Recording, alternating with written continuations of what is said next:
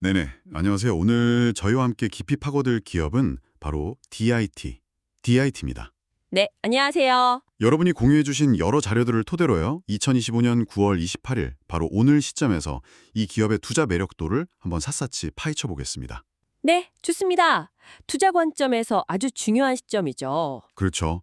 DIT가 정확히 어떤 사업을 하는지, 최근 실적이나 재무 상태는 괜찮은지, 특히 요즘 정말 뜨거운 HBM 시장에서 어떤 기회를 잡고 있는지, 그리고 또 경쟁 환경이나 잠재적 위험 요인 같은 건 없는지, 투자자 입장에서 꼭 알아야 할 디테일들을 오늘 꼼꼼하게 한번 점검해 볼까 합니다. 바로 시작하죠. 네, 우선 DIT. 어떤 회사인지 기본 정보부터 좀 짚어볼까요?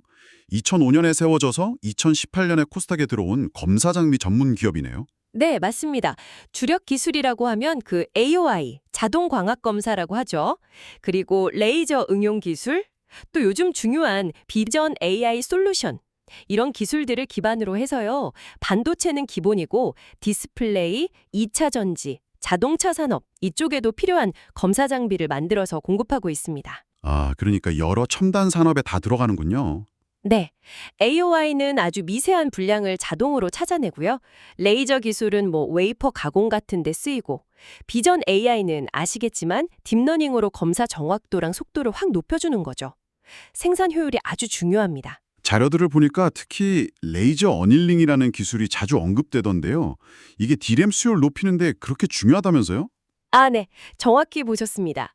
근데 그 어닐링이라는 게 정확히 어떤 과정인지 조금만 더 쉽게 설명해 주실 수 있을까요? 네네. 그게 DIT의 핵심 경쟁력 중 하나인데요. 쉽게 말하면 웨이퍼 표면에 아주 정밀하게 레이저를 쏘는 겁니다. 그래서 순간적으로 열 처리를 하는 공정이에요.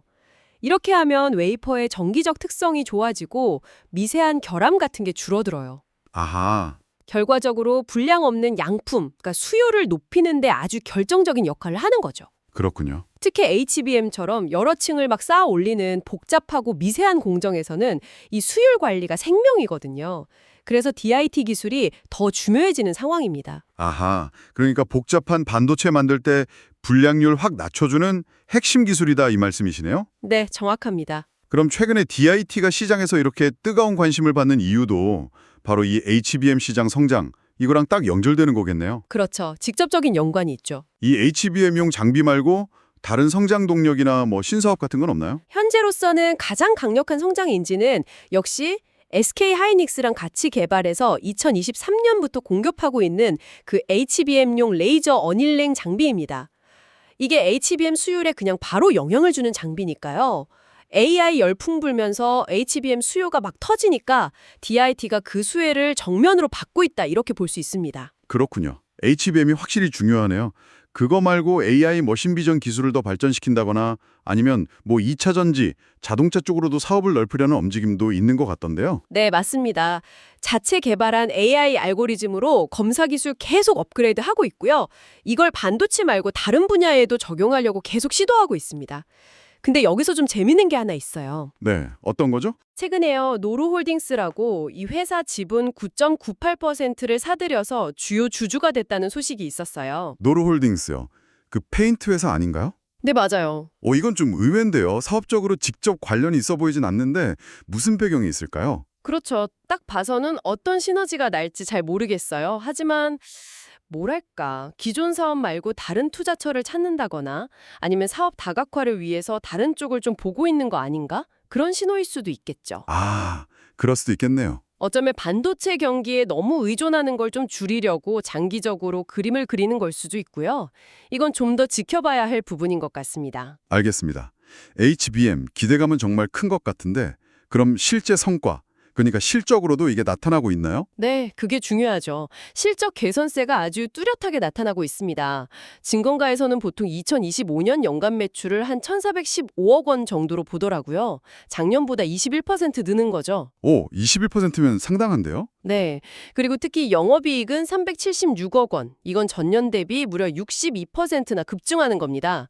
그래서 사상 최대 실적을 기록할 거다. 이런 예상이 많아요. 와, 62%요? 대단하네요. 수익성 좋은 그 레이저 솔루션 부문이 이익 증가를 이끌 거라는 분석이 대부분입니다. 전망이 상당히 밝군요. 그럼 실제 최근 실적은 어땠어요? 2025년 상반기 자료 보니까 매출은 뭐 작년이랑 비슷한데 영업이익이나 순이익은 꽤 늘었던데요? 네, 맞아요. 2025년 상반기 보면 매출은 전년 동기 대비 0.4% 줄어서 거의 비슷했어요.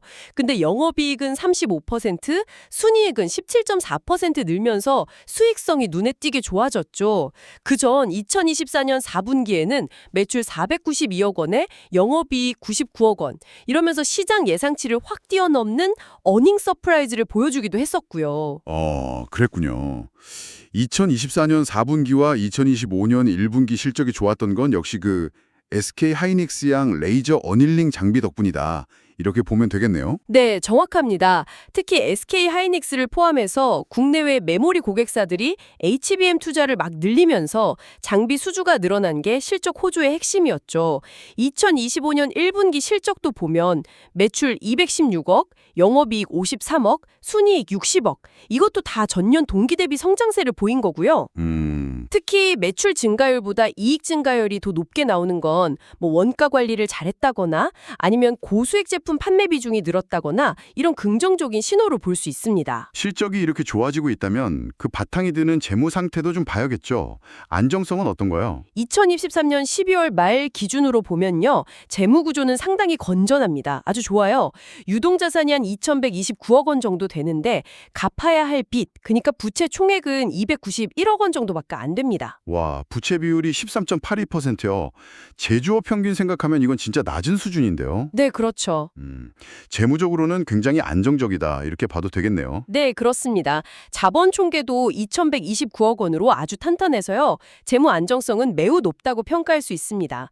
물론 이제 2025년 1분기 기준으로 보면 1년 안에 갚아야 하는 유동 부채가 267억에서 한 320억 원으로 조금 늘긴 했어요. 아, 조금 늘었군요. 네, 하지만 전체 부채가 329억 원 정도인데 자산 총계가 2,448억 원이니까 뭐 여전히 아주 낮은 수준이라 전반적인 안정성에는 큰 변화가 없다고 보고 있습니다. 좋습니다. 실적 좋고 재무도 안정적이고 그럼 이제 투자자 입장에서 제일 궁금한 거 밸류에이션 이야기를 좀 해보죠. 네. 바로 그제죠. 9월 26일 종가 기준으로 PER, PBR, ROE 이런 지표들은 어떻게 나왔나요? 9월 26일 종가가 16,230원이었죠. 이걸 기준으로 계산해 보면 주가 수익 비율 PER은 약 8배가 좀 안 되는 수준으로 나옵니다. 8배 미만이요? 네, 이게 왜 중요하냐면 비슷한 사업하는 다른 반도체 장비 회사들 평균 PER하고 비교하면 이게 상당히 낮다는 분석이 많거든요. 그래서 기술력이나 성장 전망에 비해서 주가가 싸다, 즉 저평가 매력이 있다 이렇게 주장하는 근거가 되는 거죠. 아하. 주가 순자산 비율 PBR은 약 1.20배, 자기자본 이익률 ROE는 한 10.84% 수준으로 계산됩니다. 그런데 PER이 8배 미만이면 이게 무조건 싸다고만 볼 수 있을까요? 이게 좀 아, 그렇죠. 그게 또 그렇게 단순하지만은 않죠. 네, 자료들을 보니까 현재 PER이 이미 미래 성장성을 다 반영해서 결코 낮은 게 아니다. 오히려 실적이 기대에 못 미치면 주가가 확 떨어질 위험이 있다. 이런 상반된 분석도 있더라고요. 이 부분은 어떻게 봐야 할까요? 정말 정확한 지적이십니다. 밸류에이션 평가는 항상 이렇게 다양한 시각이 같이 있어요. PER 8배 미만이라는 숫자 자체는 현재 실적 성장세나 HBM 시장 확대 같은 강력한 모멘텀을 생각하면 매력적으로 보일 수 있죠. 하지만 다른 한편으로는 시장의 높은 기대감이 이미 주가에 상당히 녹아들어가 있어서 만약에 앞으로 실적이 예상보다 안 좋거나 반도체 업황이 좀 꺾이면 현재 주가 수준이 부담스러울 수 있다. 이런 경고도 충분히 타당합니다. 어렵네요. 결국 뭐랄까 현재 주가가 미래 이익 성장을 어느 정도까지 미리 땡겨와서 반영하고 있느냐? 여기에 대한 해석 차이인 거죠. 네. 따라서 투자 결정을 내리실 때는 이 저평가 매력이라는 긍정적인 면과 밸류에이션 부담 가능성이라는 리스크, 이 양면을 다 신중하게 보셔야 합니다. 그렇군요. 양쪽 의견 다 일리가 있네요. 그럼 주주 구성은 좀 어떤가요? 최대 주주 지분율은 안정적인 편인가요? 최대 주주는 박종철 대표이사를 포함해서 특별관계자 12명인데요. 총 38.87% 지분을 가지고 있어서 정영권은 안정적이라고 볼 수 있습니다. 그리고 이종원 씨 외 2인이 8.92%를 보유한 5% 이상 주주도 있고요. 회사가 직접 가진 자사주도 한 2.26%, 약 42만 7천 주 정도 됩니다. 자사주도 있군요. 네. 최근에 주가가 오르는 과정에서는 외국인이랑 기관 투자자들이 같이 순매수를 한 점도 수급 측면에서는 긍정적으로 작용했다. 이런 분석이 있습니다. 아, 마침 그제 9월 26일에 주가가 13% 넘게 확 뛰었었죠. 그 이유가 방금 말씀하신 저평가 매력 부각 이것 때문이었던 거군요. 네, 그게 가장 직접적인 원인이었습니다. 여러 증권사에서 AI 머신 비전 기술력 좋은데 동종 업체보다 PER이 낮아서 저평가 매력 있다. 뭐 이런 식의 분석 보고서가 나오면서 투자 심리를 확 자극한 걸로 보입니다. 네. 마침 또 반도체 경기가 회복될 거라는 기대감도 높아지던 시점이라 매수세가 강하게 들어왔죠. 당시 뉴스 헤드라인도 딱 특징주 DIT, AI 머신 비전 기술력 바탕 저평가 매력 이런 식이었네요. 네, 맞아요. 그럼 기술적 분석, 그러니까 차트상으로는 어떤 의미가 있었을까요? 그날 급등이. 26일 급등은 거래량이 상당히 터지면서 이전에 주요 저항선으로 여겨지던 가격대를 뚫었다는 점에서 기술적으로는 의미가 있습니다. 차트를 보면 5일 이동 평균선을 딱 지지선 삼아서 가파르게 우상향하는 전형적인 상승 추세의 모습을 보여주고 있죠. 네, 추세가 좋아 보이긴 하네요. 물론 단기간에 주가가 너무 빨리 올랐기 때문에 차액 실현 매물이 나올 수도 있고, 그래서 단기적인 변동성이 커지거나 조정 가능성은 항상 열어둬야 합니다. 하지만 상승 에너지는 강하게 만들어졌다고 볼 수 있겠습니다. 그런데 최근 뉴스를 보면 좋은 소식만 있는 건 아니었더라고요. 아까 말씀하신 노루홀딩스 지분 인수도 있었지만 지난 6월에는 회사랑 임직원이 산업기술 유출 혐의로 기소되면서 주가가 크게 떨어졌던 일도 있었군요. 아, 네. 이건 투자자 입장에서는 상당히 좀 신경 쓰이는 부분일 텐데요. 어떻게 봐야 할까요? 네, 그 점은 반드시 짚고 넘어가야 할 리스크 요인입니다. 과거 소송 이력, 특히 기술 유출 같은 민감한 문제와 관련된 법적 분쟁은 기업 이미지나 신뢰도에 안 좋은 영향을 줄 수 있거든요. 그렇죠. 또 소송 비용이 들 수도 있고 최악의 경우에는 사업 활동에 제약이 생길 수도 있다는 잠재적인 위험이 있는 거죠. 아직 최종 판결이 안 나온 상태라면 그 불확실성 자체가 투자 심리에는 계속 부담으로 작용할 수 있습니다. 이건 정말 주의해야 할 부분이네요. 그럼 기업 내부 이슈 말고 외부 환경 요인도 좀 볼까요? 정부 정책 변화라든가 글로벌 경제 상황 같은 것들이 DIT에 미칠 영향은 없을까요? 일단 정부의 AI 반도체 산업 육성 정책은 긍정적인 요인으로 볼 수 있습니다. 예를 들어서 정부가 HBM 연구센터 짓는데 예산을 투입한다거나 하는 식으로 AI 반도체 생태계 전반에 대한 지원을 강화하면 관련 핵심 장비 기술을 가진 DIT 같은 기업들한테는 새로운 사업 기회가 열리거나 수주가 늘어날 거라는 기대감을 높일 수 있죠. 네, 정부 지원은 호재겠네요. 그럼 미국의 대중국 반도체 규제 강화 움직임, 이건 어떻게 작용할까요? 이 부분은 좀 복합적인 영향을 줄 수 있는데요. 현재로서는 DIT에게는 기회 요인이 될 가능성이 더 커 보입니다. 미국이 국가 안보를 이유로 HBM 같은 첨단 메모리를 전력 물자로 보고 중국을 공급망에서 배제하려고 하잖아요. 네, 이게 결과적으로는 SK 하이닉스 같은 한국 기업이나 다른 비중국계 선두 기업들의 시장 점유율을 높이고 투자를 촉진하는 쪽으로 이어질 수 있습니다. DIT는 SK 하이닉스의 핵심 파트너사니까 이런 지정학적 흐름 속에서 간접적으로 수혜를 볼 가능성이 있는 거죠. 아, 그런 관점도 있군요. 주식시장에서는 DIT를 보통 어떤 테마로 묶어서 보나요? 가장 대표적인 건 역시 HBM 테마주입니다. SK 하이닉스의 레이저 어닐링이라는 핵심 공정 장비를 공급한다는 사실, 이거 하나 때문이죠. AI 시장 성장의 최대 수혜주로 HBM이 꼽히니까 관련 장비사인 DIT도 같이 주목받는 그런 구조입니다. 네, 넓게는 AI 반도체 테마나 전통적인 반도체 장비 테마에도 포함되고요. 다만 아셔야 할 건 특정 테마로 묶인다는 건 관련 뉴스나 시장 분위기에 따라서 주가 변동성이 일반 종목보다는 더 커질 수 있다는 점입니다. 그렇겠네요. 경쟁 환경은 어떤가요? 경쟁사들하고 비교했을 때 DIT만의 강점은 뭘까요? 반대로 좀 위협적인 요인은 없나요? 현재로서는 역시 SK 하이닉스하고 맺고 있는 레이저 어닐링 장비의 독점적 공급 관계, 이게 가장 강력한 경쟁 우위라고 할 수 있습니다. 그 독점 공급이 크군요. 네, 물론 특정 고객사에 대한 의존도가 높다는 건 양날의 검처럼 리스크 요인이 되기도 하지만 당장은 안정적인 매출처를 확보하고 기술 협력도 긴밀하게 할 수 있다는 장점이 더 크게 보입니다. 그리고 레이저 어닐링, AOI, AI 비전 같은 핵심 기술들을 계속 개발하고 발전시키려는 노력, 또 이걸 반도체 말고 다른 산업으로 넓히려는 시도, 이것도 장기적인 경쟁력 강화 요인이죠. 하지만 위협 요인도 분명히 있습니다.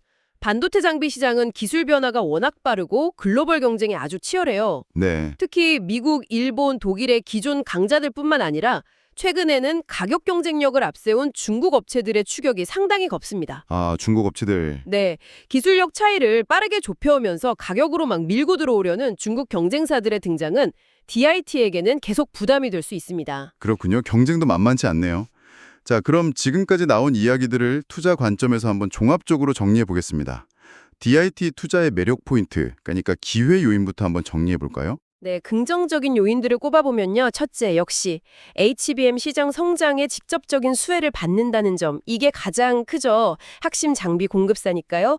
둘째, 레이저 어닐링과 AI 머신 비전 같은 자체 보유 기술 경쟁력, 그리고 이걸 바탕으로 다른 산업으로 확장할 수 있는 잠재력, 이게 있고요.